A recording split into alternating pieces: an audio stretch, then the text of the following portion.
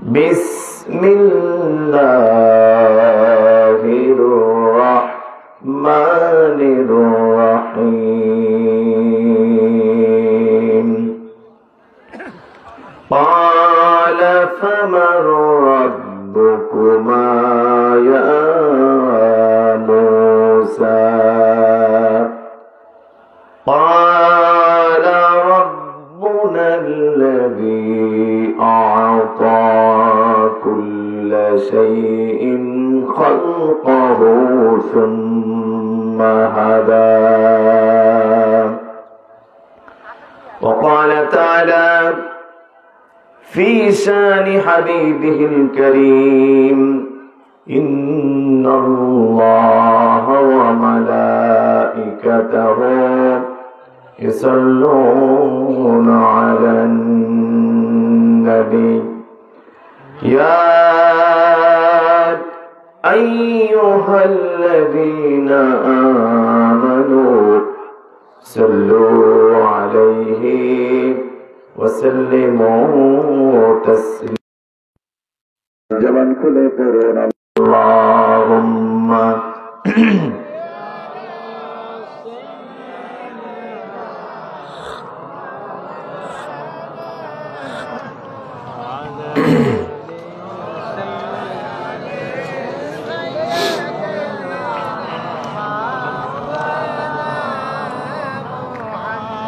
بلغ العلا بكماله كشف الدجى بجماله حسنت جميع خصاله صلوا عليه প্রবল বাতাস জোরে বয়ে মদিনায়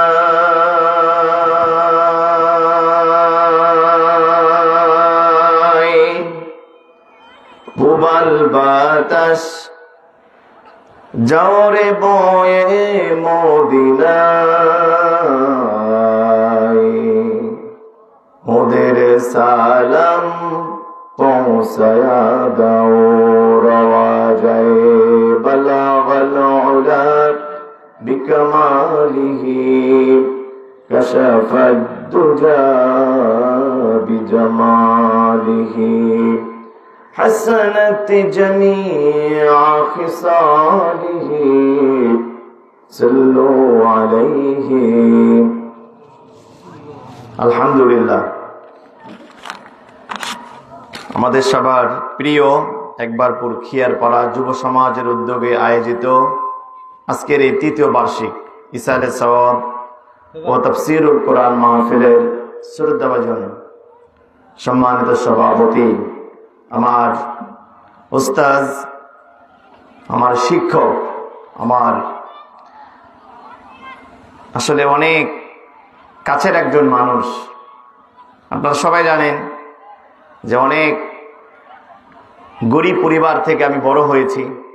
তো ওই সময়ে যে কয়েকজন মানুষ সবসময় ভালো পরামর্শ দিয়েছিলেন, তার মধ্যে আজকের মাহফিলের যিনি সভাপতি, আমাদের সবার একবারপুর খিয়ারপাড়া সহ আমি মনে করি আমাদের ইউনিয়নে অন্যতম একজন ভদ্র, নম্র এবং আল্লাহ ভীরু একজন মানুষ আলহাজ হযরত মাওলানা আবুল হোসেন। শিক্ষকতার জীবনে আমরা দেখেছি যথেষ্ট দায়িত্বশীল একজন মানুষ। ঝড় বৃষ্টি যত রকমের সমস্যা, স্কুল মাদ্রাসা গ্যাপ দিতেন না। হুজুর এখন অবসরে আছেন, তাকে পাশে বসে কথা বলা এটা অত্যন্ত আমার জন্য কঠিন কাজ। দোয়া করছি আল্লাহ রাব্বুল আলামিন আমার সম্মানিত শিক্ষক, আমাদের সবার শ্রদ্ধাভাজন আলহাজ আবুল মাওলানা আলহাজ মাওলানা আবুল হোসেন হুজুরকে আল্লাহ হায়াত তৈয়বা দান করুন, সুস্থতা দান করুন, আল্লাহ তাকে অনেক দীর্ঘ হায়াত দান করুন, বলুন আল্লাহুম্মা আমিন। আজকের মাহফিলের সহ সভাপতিত্ব করছেন আমাদের আর একজন অভিভাবক, বারানং মিঠিপুর ইউনিয়নের সাবেক চেয়ারম্যান,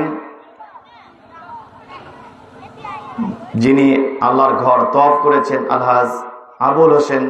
বড় বাবা অসুস্থ, সবাই দোয়া করেন আল্লাহ পাক যেন তাকে সুস্থতা দান করেন, বলুন আমিন। আজকের মাহফিলের সম্মানিত সঞ্চালক পরিচালক, আমাদের সম্মানিত খতিব হাফেজ মাওলানা ফেরদাউস আকন্দ, আমার পূর্বে কথা বলেছেন আমাদের এলাকার কৃতি সন্তান হাফেজ মাওলানা রফিকুল ইসলাম রফিক, আমার পূর্বে কথা বলেছে হাফেজ কারি আনোয়ার হোসাইন। সর্বোপরি আজকের মাহফিলের প্রধান বক্তা আমার বন্ধু সুদূর জামালপুর থেকে আগত, সারা বাংলাদেশে আলোড়ন সৃষ্টিকারী বিশিষ্ট আলেমে দ্বীন মুফতি শাহ আব্দুল আলিম জামালি সহ আমার এলাকার সম্মানিত যুবক ভাইয়েরা, বৃদ্ধ বাবাজিরা, পদ্মার আড়ালে অবস্থানরত আমার মা এবং বোনেরা, আপনারা সবাই কেমন আছেন? আজকের এই মাহফিল হওয়াতে আমরা খুশি না বেজার? আমার তো মনে হয় আজকের মাহফিল হওয়াতে আমরা খুব বেজার। আপনারা খুশি, কিন্তু যেই লোকগুলো রাস্তায় আছে, আমি তো দেখতে পাচ্ছি আমাদের খিয়ার পাড়ার যারা এখানে আসছেন 100 ভাগের 10 ভাগ লোক কিন্তু খিয়ার পাড়ার নাই। সবাই এসেছেন মধ্যপাড়া থেকে, দক্ষিণ পাড়া থেকে, কাশিমপুর থেকে আসছেন, শ্যামপুর থেকে বরাব্বা আসছেন অসুস্থ মানুষ।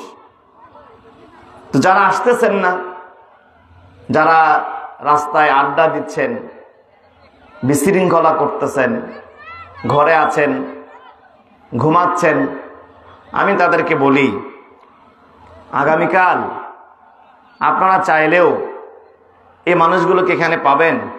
কথা বলেন না কেন? আপনারা কালকে এখানে 1000 টাকা দিলেও আসবেন?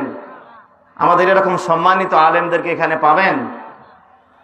প্রতি রাতেই তো ঘুমান ভাই, প্রতিদিনই তো ঘুমান। একটু 2টা ঘন্টা আজকে কি আল্লাহর রাস্তায় দেওয়া যায় না? খুব ক্ষতি হবে আপনার, খুব কষ্ট হবে। আপনারা সবাই দেখেছেন এই মাহফিলটা করার জন্য কিছু ছেলে রাত দিন পরিশ্রম করেছে, রাত দিন পরিশ্রম করছে। এই যে শরীফ চাচা ছোট্ট ছেলেটা গালিব, আমি দেখছি ছোট্ট মানুষ সারাদিন শুধু এই যে চাল কালেকশন করছে গ্রামগঞ্জে গিয়া। তো এত কষ্ট করে একটা আয়োজন করা হলো, এতগুলো মানুষ শ্রম দিল, মাত্র 8টা দিন, 8 দিন আগে হঠাৎ করে আমরা এই প্ল্যানটা নিয়েছি। এতগুলো মানুষের আয়োজন, আর আপনি ঘুম পাড়তেছেন। এটা কোরআনের সাথে বেয়াদবি, আলেমদের সাথে বেয়াদবি, রসুলের সাথে বেয়াদবি। কথা বলেন ঠিক কিনা? আমি এই জন্য ভলান্টিয়ার ভাইদেরকে আহ্বান জানাবো, যারা যে সমস্ত ভাইয়েরা দোকানে আছেন সবাইকে দোকান থেকে মাহফিলে নিয়ে আসেন। আর যারা বাড়িতে আসেন, যদি মন চায় আসেন, না চাইলে এটা আল্লাহ তাআলা জিম্মায় ছেড়ে দিলাম। আমার বিশেষ করে মা বোনেরা অনেক পরিশ্রম তারা করেছেন। আমি নিজেই এই গ্রামটা কালেকশন করছি, আমার পাড়া। আমি এমনও দেখছি ঘরে চাল নাই, কিন্তু 1 কেজি চাল দিয়েছেন, টাকা নেই, টাকা দিয়েছেন কোরআনের জন্য। আমার ভাইরা, এজন্য আসুন আমরা আল্লাহ তাআলাকে ধন্যবাদ জানাই, শুকরিয়া জানাই, কৃতজ্ঞতা জানাই যে মহান রব্বুল আলামিন আমাদের সুস্থ রেখেছেন, ভালো রেখেছেন, তৌফিক দিয়েছেন, হাজারো মানুষ থেকে বাছাই করে কোরআন শোনার জন্য আল্লাহ কবুল করলেন। সকলে পড়ছি আলহামদুলিল্লাহ। দরুদ এবং সালাম বর্ষণ হোক আমাদের রাসূলের উপরে, সকলে পড়ি সাল্লাল্লাহু আলাইহি ওয়াসাল্লাম। আসলে আপনাদের অনেক কষ্ট হচ্ছে, আমি তো আপনাদের অনেকের ছেলের বয়সের, নাতির বয়সের। আমি উপরে বসে আছি, আপনার নিচে বসে আছেন, এটা খুবই বেয়াদবি মনে হচ্ছে আমার কাছে। তো বুঝতে পারছি ঠান্ডা মাটিতে কষ্ট হচ্ছে, কিছুক্ষণ সময় থাকা যাবে ইনশাআল্লাহ, ইনশাআল্লাহ। আমি আপনাদের সামনে সময় বেশি নিব না। আপনাদের সামনে সূরা তাহার 49 এবং 50 নম্বর আয়াত থেকে তেলাওয়াত করেছি। এই 2টা আয়াতের শুধু একটা শব্দ নিয়ে কথা বলবো, সে শব্দটা হচ্ছে রব। বলেন তো শব্দটা কি? রব। রব 2টা অক্ষর মিলে একটা শব্দ, র বা, 2টা অক্ষর মিলে একটা শব্দ। কোন ব্যক্তি যদি রব শব্দটা উচ্চারণ করে, আল্লাহ সাথে সাথে তার আমলনামায় 20টা নেকি দান করে দেন। রব শব্দ নিয়ে আমরা কথা বলবো। কোরআন শুরু হয়েছে রব দিয়া, আলহামদুলিল্লাহি রাব্বিল, কোরআনের শুরুতে আছে না নাই? আবার কোরআন শেষ হয়েছে রব দিয়া, কুল আউযু বিরাব্বিন নাস। কোরআন নাজিল শুরু হয়েছে রব দিয়া। কোরআনের প্রথম আয়াত নাজিল হয়েছে ইকরা বিসমি রাব্বিকাল্লাযী খলাক। আবার কোরআন নাজিল শেষ হয়েছে সূরাতুন নাসর। সেই সূরার মধ্যে রব শব্দটা আছে, ইযা জাআ নাসরুল্লাহি ওয়াল ফাth ওয়া রাআইতান নাসা ইয়াদখুলুনা ফি দীনিল্লাহি আফওয়াজা ফাসাব্বিহ বিহামদি রাব্বিকা। এখানে রব শব্দটা আছে না নাই? কোরআন নাজিল শুরু হলো রব দিয়া, কোরআন নাজিল শেষ হলো রব দিয়া, কোরআন শুরু হলো রব দিয়া, কোরআন শেষ হলো রব দিয়া। আবার আমাদের জীবন শেষ হয়েছে, আমাদের জীবন শুরু হয়েছে রব দিয়া। যখন আমরা আলমে আরওয়ার মধ্যে ছিলাম, যখন আমাদের জীবন ছিল না, সমস্ত আত্মাগুলোর সামনে আল্লাহ প্রশ্ন করেছিলেন, আলাস্তু বিরাব্বিকুম, আমি কি তোমাদের রব নই?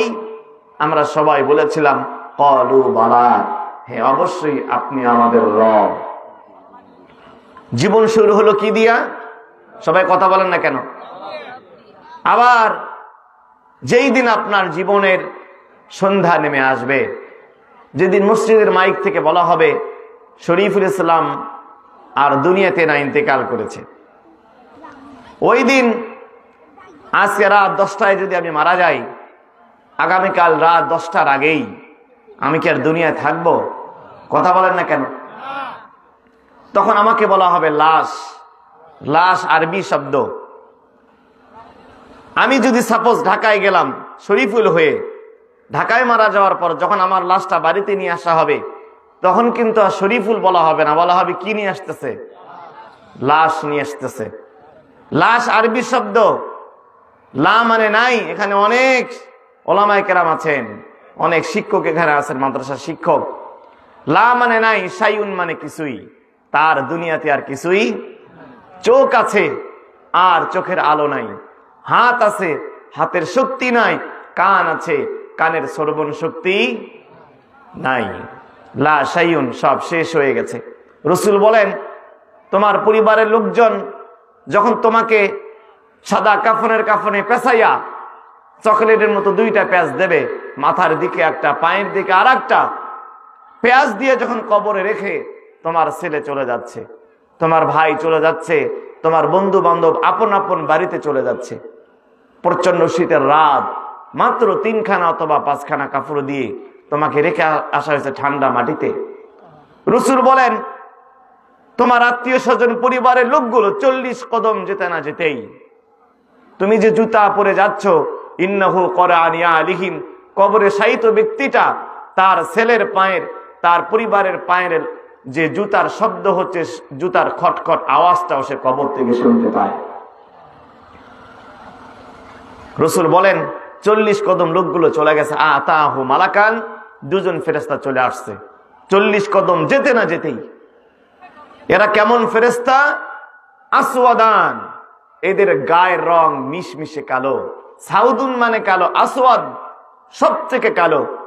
আরজাকান, চোখ দুটো হবে হলুদ বর্ণের। আমার ভাইরা বলেন তো, পৃথিবীতে রাতের পরে দিন আসে, সূর্য ডুবে গেলে চাঁদ ওঠে, আবার পরের দিন সূর্য ওঠে, কিন্তু একবার যদি কোনো মানুষ কবরে যায়, কোনোদিন আর কবরে সূর্যের আলো পৌঁছবে? দুনিয়াতে সূর্য উঠবে, কিন্তু কবরে আর কোনোদিন সূর্য ওঠার কোনো সম্ভাবনা। কবরের অন্ধকার। আবার এই 2জন ফেরেশতার গায়ের রং হবে কালো, আর যখন চোখ দুটো হবে হলুদ বর্ণের। রাত 3টা বাজে, মাদারগঞ্জ থেকে আসতেছেন, যদি এই জায়গায় একজন মিশমিশে কালো মানুষ দেখেন, আবার চোখ দুটো হলুদ বর্ণের হয়, ভয় লাগবে না? কবরে শায়িত ব্যক্তি শুয়ে আছেন, 2জন ফেরেশতা চলে আসছে, গায়ের রং কালো আর চোখ দুটো হলুদ বর্ণের। কবরে শায়িত ব্যক্তি ওই ফেরেশতা 2জনকে দেখেই তার কলিজা কেঁপে উঠবে। 2জন হলো আহাদুহুমা মুনকার ওয়াল আখিরু ওয়ান নাকির। মুনকার আর নাকির। মুনকার আর নাকির কবরে আসার পরেই মানির রহমান এই প্রশ্ন করবে না, মানির রাজ্জাক এই প্রশ্ন করবে না, মুনকার নাকির প্রথম প্রশ্ন করবে মার রব্বুকা। বলেন না সুবহানাল্লাহ।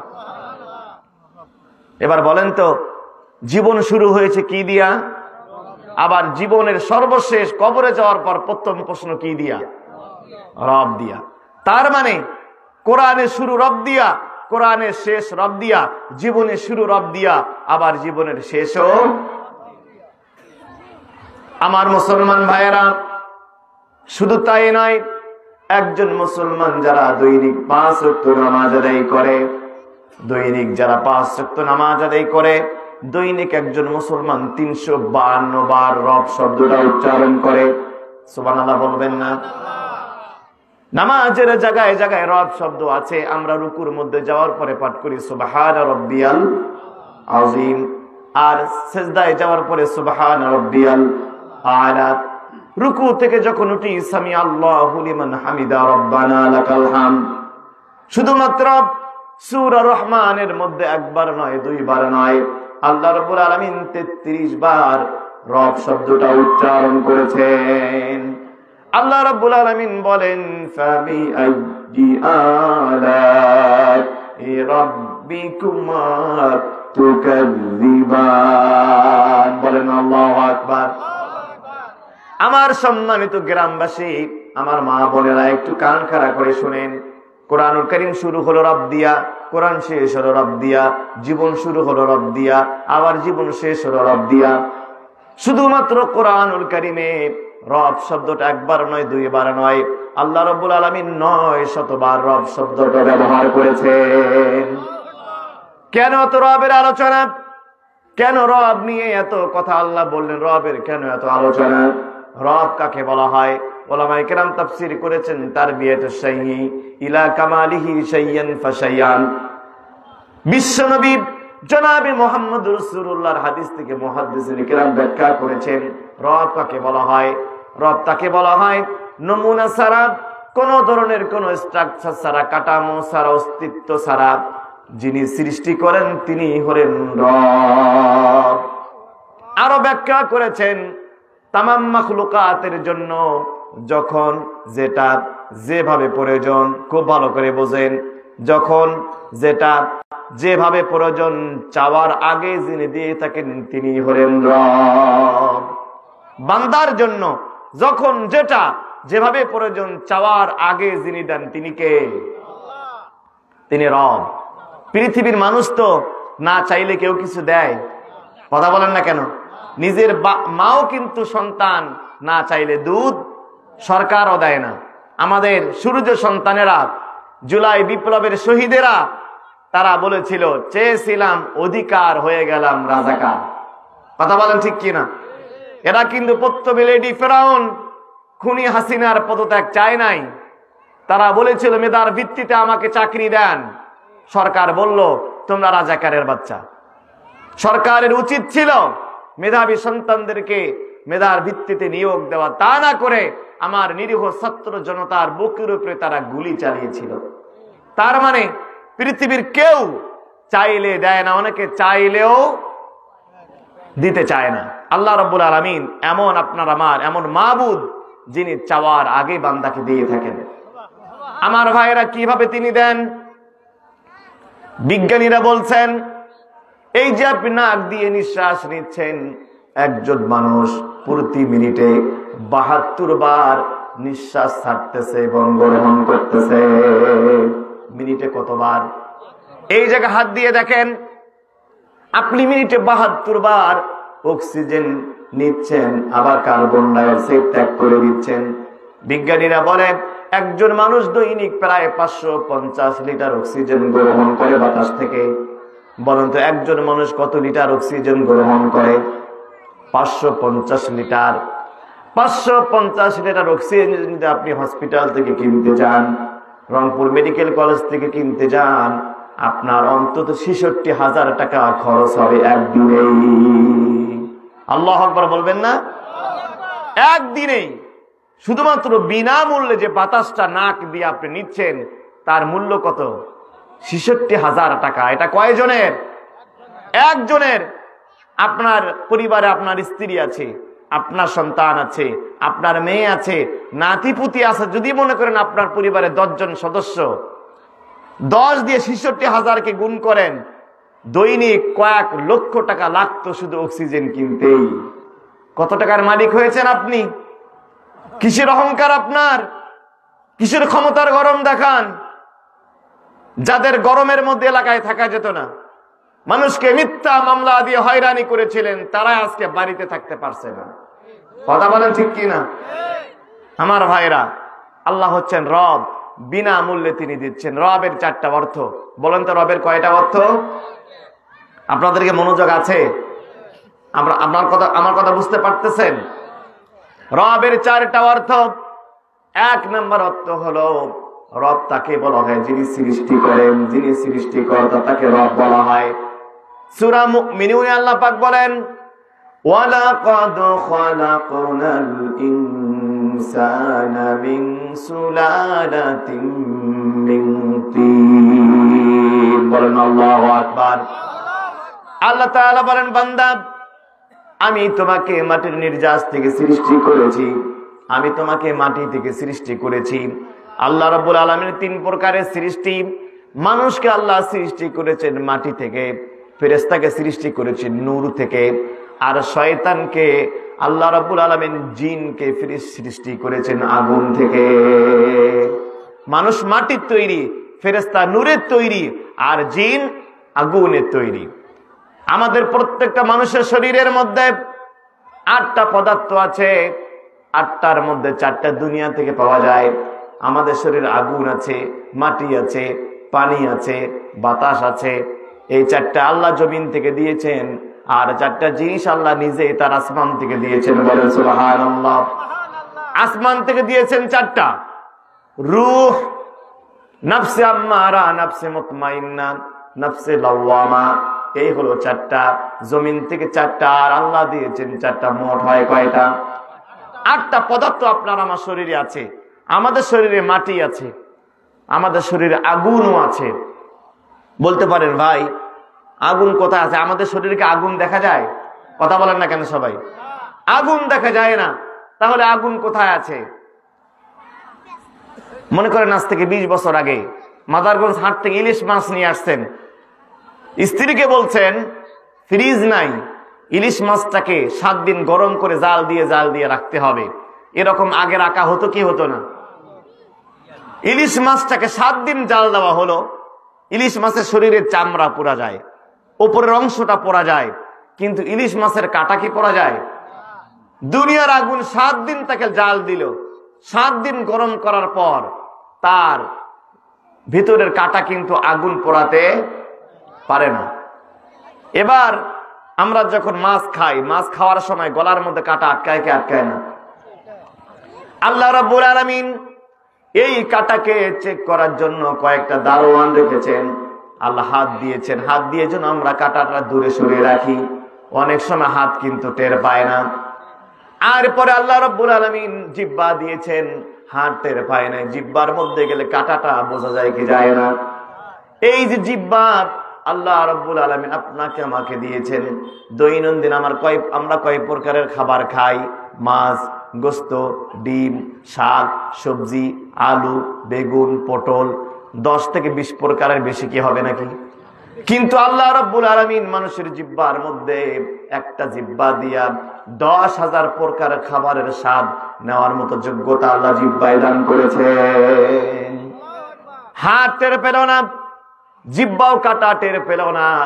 আল্লাহ রাব্বুল আলামিন চোখ দিয়েছেন, চোখটাও টের পেল না, নাকও টের পেল না। এবার কাটা কিন্তু গলার মধ্যে গিয়ে আটকায় কি আটকায় না? জীবনে কার গলায় কাটা আটকায় না এরকম আমার মনে হয় কেউ নাই। সবার গলায় কিন্তু কম বেশি কাটা আটকাইছে। কথা বলে ঠিক কিনা? আমার ভাইরা, গলায় যখন কাটা আটকে যায়, আমাদের দাদিরা কিন্তু বলতো গরম ভাত খা, পানি খা, তাহলে কাটা কোথায় যাবে? মুখের ফাঁকা জায়গা এটা বেশি বড়, নাকি এই গলা থেকে পেট পর্যন্ত যেই রাস্তা দিয়ে কাটাটা যায় এই রাস্তাটা বেশি বড়? কথা বলেন না কেন? মুখের ফাঁকা জায়গাটা বড়। ছোট্ট ছোট্ট ভেইন দিয়ে কাটাটা নিচে চলে যায়। মুখের মধ্যে এত ফাঁকা জায়গা, তারপর গলার মধ্যে কাটা আটকাইলো, আর গলা থেকে নাভি পেট পর্যন্ত। কথা বলেন না কেন? পেটে যায়। আচ্ছা বলেন তো, গলায় কাটা আটকাইছে অসংখ্য প্রমাণ আছে, কিন্তু গলা থেকে পেট পর্যন্ত কারো রগের মধ্যে কাটা আটকাইছে কোনোদিন শুনছেন? কেন আটকায় না? গলার মধ্যে আটকায়, কিন্তু গলা থেকে পাকস্থলী পর্যন্ত ছোট্ট ছোট ভেইনের মধ্যে কেন আটকায় না? সূরা তারিকের মধ্যে আল্লাহ রাব্বুল আলামিন বলছেন, ইন কুল্লু নাফসিন লাম্মা আলাইহা হাফিজ। বলেন আল্লাহু আকবার। আল্লাহ বলেন, বান্দা আমি তোমার রব, আমি তোমাকে সৃষ্টি করেছি।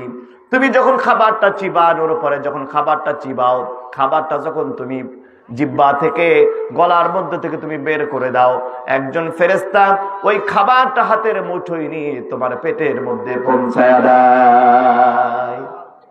গলা থেকে যখন খাবার পার হয়ে যায়, একজন ফেরেশতা নিজ দায়িত্বে খাবারটা তার পেটের মধ্যে পৌঁছায় দেয়। কাটা ছিল গলায়, এবার গেল কোথায়? পেটের মধ্যে। ভালো করে বুঝেন, 7 দিন আপনি জাল দিলেন, কাটাটা পড়া গেল না। এবার যখন ওই কাটাটা পেটের মধ্যে চলে গেল, 24 ঘন্টার মধ্যে কাটাটা হজম হয়ে নরম হয়ে পায়খানা হয়ে মলদার দিয়ে বের হয় কি হয় না? কথা বুঝতেছেন? দুনিয়ার আগুনে 7 দিনে পোড়াতে পারলো না, পেটের মধ্যে যাওয়ার 24 ঘন্টার মধ্যেই কাটা গলে পচে পায়খানা হয়ে বেরিয়ে যাচ্ছে। তার মানে কি? দুনিয়ার আগুনের থেকে বড় আগুন কোথায় আছে? পেটে আছে। দুনিয়ার আগুন যা পোড়াতে পারে না, পেটের আগুন তা পোড়ায়া গলে পায়খানা বানায়া পায়খানা রাস্তা দিয়ে বের করে দিচ্ছেন। যদি ওই কাটা পেটের মধ্যে হজম না হতো, তাহলে মলদার সিজার করে কাটা বের করা লাগতো। কাটা লাগতো না? ওই জিনিস যদি মলদার দিয়ে বেরিয়ে যেত, আপনার পুরা মলদার কেটে আপনি ঘুমাতে পারতেন না। আমাদের শরীরের একটা পেটের মধ্যে অংশ আছে যার নাম অগ্ন্যাশয়। মেডিকেলের ছাত্র যারা তারা বুঝবেন, অগ্ন্যাশয়ের কাজ হলো আপনি যত মোটা, যত শক্ত, যত কাটাই পেটের মধ্যে দেন, পেট 24 ঘন্টার মধ্যে হজম করে ওটাকে টয়লেট বানিয়ে দিচ্ছে। বলেন আল্লাহু আকবার। তাহলে আমাদের শরীরের মধ্যে আগুন আছে না নাই? মাটি আছে, পানি আছে, বাতাস আছে। ওদিকে আমার যাওয়ার সুযোগ নাই, আমি আমার মূল আলোচনায় যাচ্ছি। আমার ভাইয়েরা, আল্লাহ রাব্বুল আলামিন বলেন, আমি তোমাকে মাটির নির্যাস থেকে সৃষ্টি করলাম। সুম্মা জাআলনাহু নুতফাতান ফি ক্বারারিন মাকিন। বলেন আল্লাহু আকবার। আল্লাহ বলেন, তোমার বাবার পৃষ্ঠদেশ থেকে এক ফোঁটা বীর্য তোমার মায়ের রেহেমের মধ্যে ঢুকায় দিলাম। যখন পুরুষের এক ফোঁটা বীর্য মায়ের রেহেমের মধ্যে চলে যায়, মায়ের রেহেমটা এত নিরাপদ, এত সিকিউরেট, এত ইন্টেনসিভ কেয়ার ইউনিট, এত সুন্দর ব্যবস্থাপনা। পৃথিবীর প্রত্যেকটা জায়গায় জীবাণু ঢুকতে পারে, ভাইরাস ঢুকতে পারে, কিন্তু মায়ের গর্ভের মধ্যে কোনোদিন ভাইরাস ঢুকতে পারে না। 2020 সালে করোনা, রাশিয়ার মহাকাশ স্টেশন জমিন থেকে 600 মাইল উপরে মহাকাশ স্টেশনে করোনা চলে গিয়েছিল। দুনিয়া থেকে কত মাইল উপরে? 600 মাইল উপরে করোনা চলে গেছে। ময়মনসিংহে স্বামী স্ত্রী, স্বামী করোনা পজিটিভ, স্ত্রী আর স্বামী এক বেডে ঘুমাইছে, স্ত্রী গর্ভবতী, স্ত্রীর গর্ভে করোনা যাওয়ার কোনো অনুমতি নাই। আল্লাহ বলেন, সুম্মা জাআলনাহু নুতফাতান ফি ক্বারারিন মাকিন। মায়ের রেহেম, মায়ের গর্ভ এত নিরাপদ, পৃথিবীর প্রত্যেকটা জায়গায় জার্ম, জীবাণু, ভাইরাস যেতে পারে, কিন্তু মায়ের রেহেমে ভাইরাস যেতে পারে না। আল্লাহ বলেন, প্রথম 40 দিন এটা বীর্য থাকলো, তারপরে 40 দিন রক্তপিণ্ড, এরপরে 40 দিন সেটা হয়ে যায় গোশতপিণ্ড।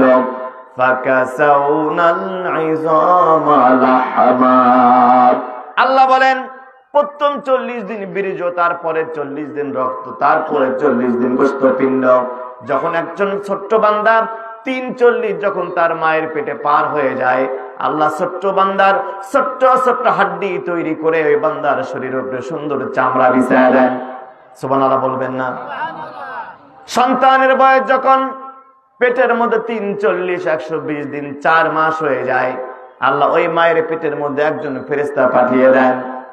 আল্লাহ ফেরেশতাকে বলেন, ফেরেশতা আল্লাহর কাছে প্রশ্ন করে, আল্লাহ এই বাচ্চার ছেলে বানাবো নাকি মেয়ে বানাবো?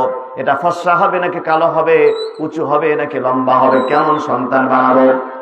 আল্লাহ তাআলা বলেন, আমার ফেরেশতা, আমাকে তুমি কেন বারবার জিজ্ঞাসা করো?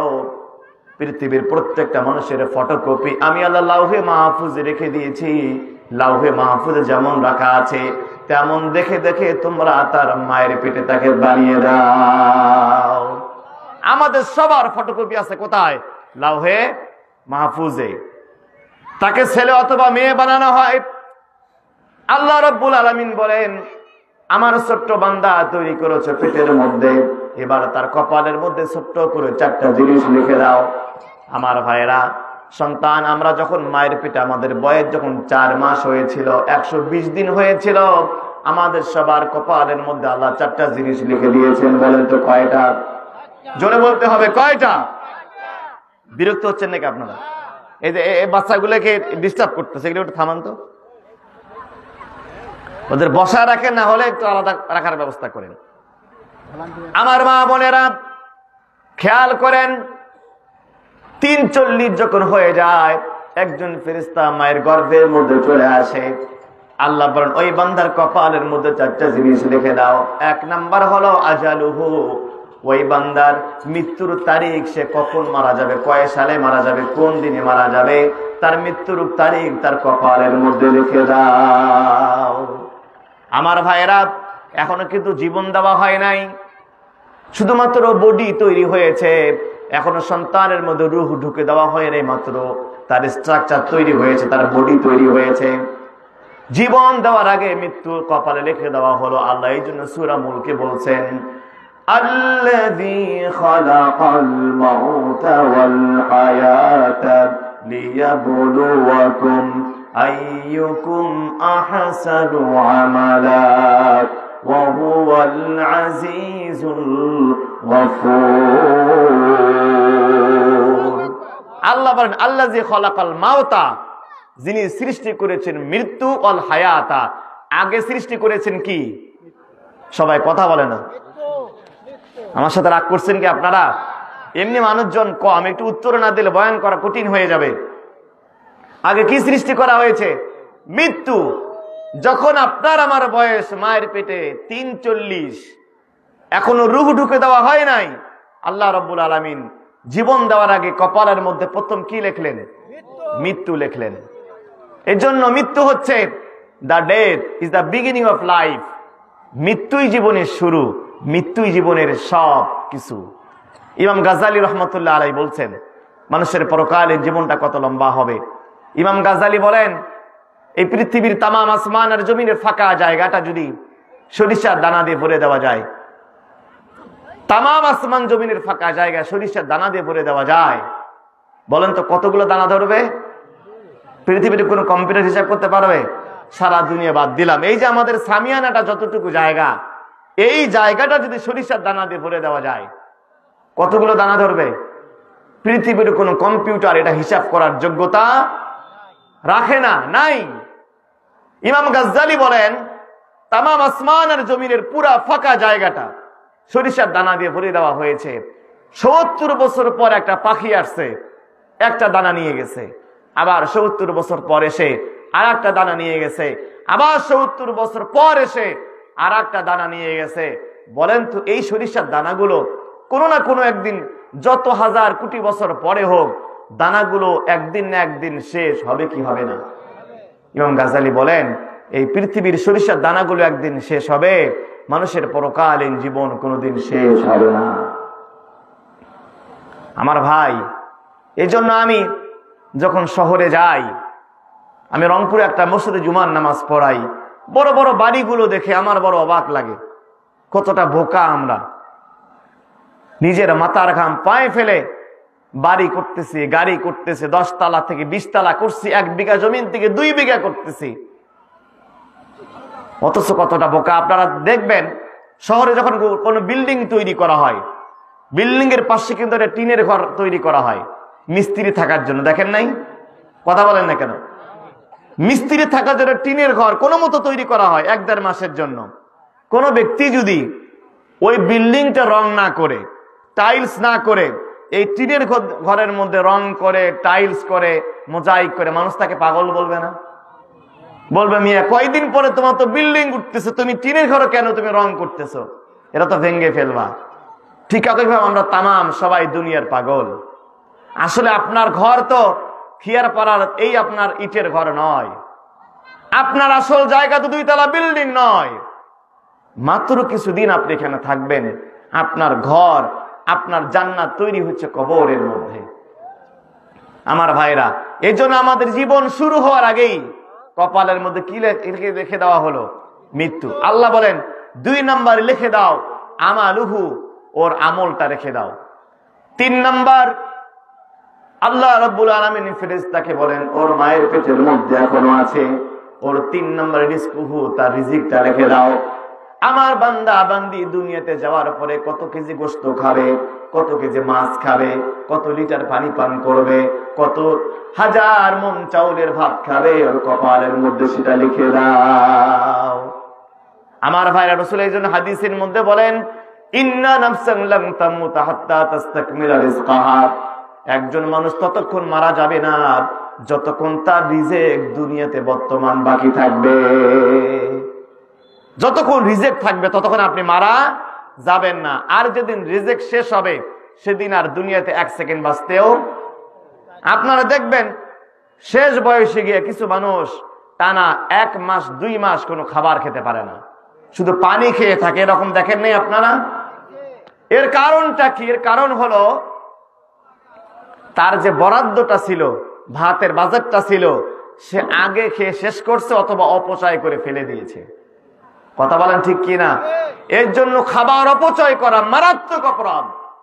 আমার মা বোনেরা বিশেষ করে রাত্রি বেলায় চাল দেওয়ার কথা, হাফ কেজি দিয়েছেন, 1 কেজি নষ্ট হয়ে গেছে, পরের দিন সেগুলো ফেলে দিচ্ছেন, নষ্ট হয়ে যাচ্ছে। আমি আপনাদের বলি, কিছুদিন পরে আমরা এখানে ধান চাষ করব। ধান চাষ করার জন্য জমিনটা প্রথমের আগে চাষ করা হয় কি হয় না? চাষ করা হয়, পানি দেওয়া হয়, এরপরে আমরা সেখানে সার দেই, কীটনাশক দেই, আবার প্রচন্ড ঠান্ডার মধ্যে আমরা কামলা নিয়া সেগুলো আবার ধান বীজ বপন করি। ধানের বীজ যখন বড় হয় এরপরে আবার নিড়ানি দেই, আবার ইউরিয়া দেই, আবার কীটনাশক দেই, আবার পানি দেই। আর একটু বড় হলো আবার নিড়ানি দেওয়া হলো, আবার পানি দেওয়া হলো। আর একটু বড় হলো, এবার ধান ধরলো, আবার আমরা কীটনাশক দেই, বড় হয়। এরপরে ধান পাকলো। ধান পাকার পরে 1 কিলোমিটার 1.5 কিলোমিটার দূর থেকে আগে আমরা ঘাড়ে করে ধান উবান নাই আপনারা? এখন তো অটো ভ্যান অনেক কিছু বের হয়েছে। 1 কিলোমিটার দূর থেকে বাঙ্কেতে করে আমরা ঘাড়ে করে ধান, অনেকে আমার মুরব্বী অনেক বাচ্চা ছাড়া তারা এগুলো করছেন, ঘাড়ের মধ্যে করে স্কিমের আবাদ 1 হাঁটু পানি ধান নিয়ে আসলো বাড়ির মধ্যে। ধান ডাঙ্গা হলো হাত দিয়া। এরপর আমার মায়েরা ধান থেকে ধানটা সিদ্ধ করলেন, ধানটা শুকানো হলো, এবার ঢেকির মতো ধানটা ছাটা হলো। ধান ছাটার পরে এবার এখন তো রাইস কুকার, আবার খড়ি দিয়া ভাতটা রান্না করা হলো। ভাতটা রান্না করার পর যখন 1 প্লেট ভাত আপনার সামনে আসলো, আপনি অর্ধেকটা খেলেন, আর অর্ধেকটা যখন ফেলে দিলেন, আল্লাহ বলো রাগান্বিত হয়ে যায়। আল্লাহ বলে বান্দা তুই কি জানিস তোর সামনে 1 প্লেট ভাত আনার জন্য আমার কতগুলো বান্দার পিছনে শ্রম দিয়েছে? আচ্ছা বলেন তো, আপনার 1 প্লেট ভাত তৈরি করতে গিয়া এই ভাতের পিছনে কতগুলো মানুষের শ্রম আছে? কথা বলেন না কেন আপনারা? নাই? কতগুলো মানুষের শ্রম আছে? এত কিছু করার পর যখন আল্লাহ আপনার সামনে 1 প্লেট ভাত দিলেন, আপনি খেলেন না, ফেলে দিলেন। আমার হুজুরকে আমি সাপোজ 5,000 টাকা দিলাম হাদিয়া, উনি যদি আমার চোখের সামনে টাকাটা ফেলে দেয়, আমার কষ্ট লাগবে না? হুজুরকে মহব্বত করে দিলাম, হুজুর আমার টাকাটা ফেলে দিল। ঠিক একই ভাবে আল্লাহ আপনাকে রিজিক দিলেন, খাবার দিলেন, খাবারটা যখন নষ্ট করেন, ফেলে দেন, আল্লাহ বলো রাগান্বিত হয়ে যায়। বান্দা তোরে মহব্বত করে খাবারটা দিয়েছিলাম, তুই যখন খাবার নষ্ট করলি, তবে মনে রাখবি শেষ জীবনে গিয়া তোরে আমি না খেয়ে মারবো। কথা বলেন ঠিক কিনা? শুধু খাবারের অপচয় নয়, কথার অপচয়। কোন গল্প করার দরকার নাই, চায়ের স্টলে বসে তামাম বাংলাদেশের গল্প উনি একাই করে, অযথা কথা যেগুলোর কোনো দাম নাই।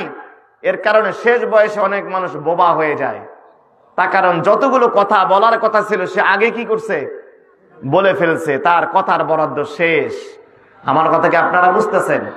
তৃতীয় না চতুর্থ নম্বরে লিখে দেওয়া হয় তার কপালের মধ্যে শাকিয়ুন আম সাঈদুন, ওই বান্দাটা সুখী হবে নাকি দুঃখী হবে, এই চারটা জিনিস তার কপালে লিখে দেওয়া হয়।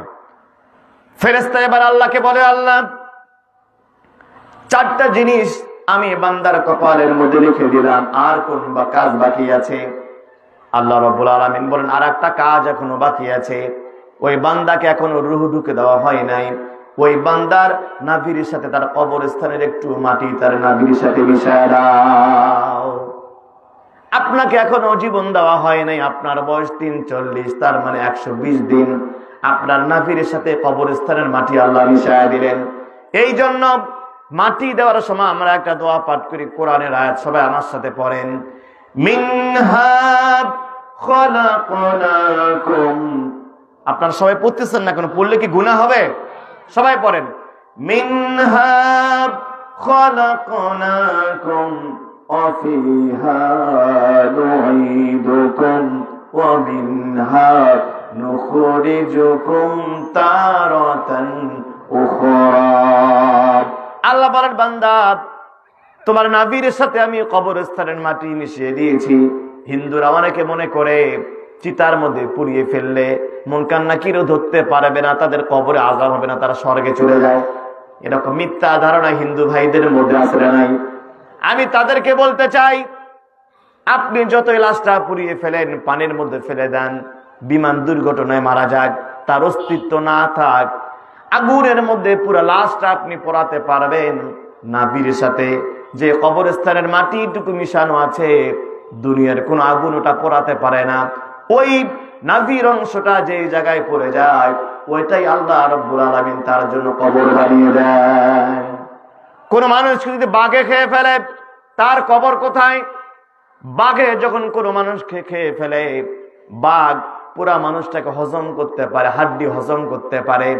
নাভির সাথে যেই মাটিটা মিশানো আছে ওটা হজম করতে পারে না, পায়খানা করে যেই জায়গায় ওইটা পড়ে যায়, ওইটাই তার